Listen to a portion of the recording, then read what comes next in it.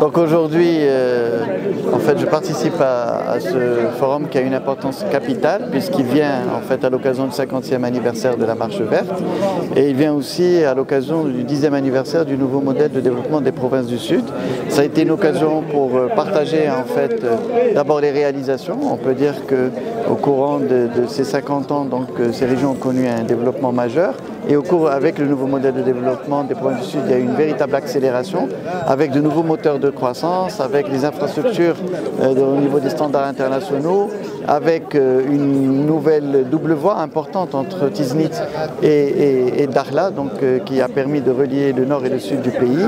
Et sans parler évidemment du port Dakhla Atlantique qui va être un port crucial pour réussir l'initiative royale donc, atlantique, ouvrir les perspectives par rapport à la région mais aussi par rapport donc, aux pays du Sahel et donner en fait une nouvelle dynamique de développement et de création d'emplois pour les jeunes au niveau de cette région. Est-ce que vous pouvez nous parler aussi de votre participation aujourd'hui à l'événement MD Sahara? En fait aujourd'hui donc ça a été une occasion d'abord pour parler de ces réalisations, mais aussi pour parler de la gouvernance hydrique. Comme vous le savez, c'est une zone qui est aride, semi-aride et aride.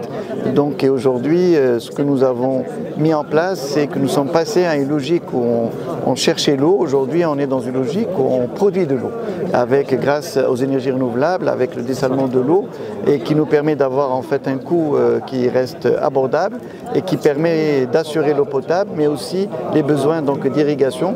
On va passer à 410 000 tonnes supplémentaires de primeurs et qui vont ouvrir des perspectives importantes en matière de sécurité alimentaire, sans parler évidemment avec le port des perspectives d'investissement majeurs en matière d'industrie, en matière de logistique et qui sont véritablement des vecteurs de développement et de création d'emplois. Merci beaucoup.